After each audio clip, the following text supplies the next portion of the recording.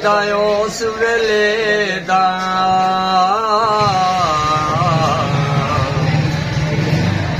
ਨੂਰ ਸੋਹਣੇ ਦਾ ਉਸ ਵੇਲੇ ਦਾ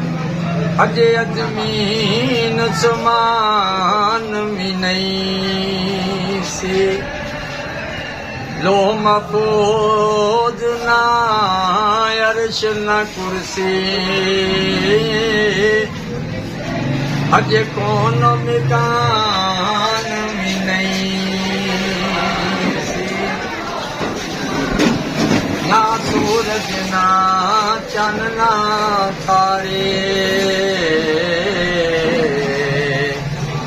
ਅਜੇ ਆਨੋ ਦੀਵਾਨ ਵੀ ਨਹੀਂ ਸੀ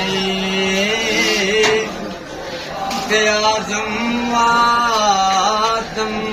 ਹਵਾ ਵਾਲਾ ਅਜੇ ਨਾਮ ਨਿਸ਼ਾਨ ਵੀ ਨਹੀਂ ਅੱਜ ਲੇਟ ਹੋ ਗਿਆ ਭਰਾ ਮੇਰਾ ਉਹ ਡਿਊਟੀ ਤੇ ਸਿੱਧਾ ਆ ਰਿਹਾ ਨਹੀਂ ਡਿਊਟੀ ਵੀ ਨਹੀਂ ਹੈ ਬਾਂਕੀਆਂ ਚਾਲਾਂ ਵਾਲਿਆ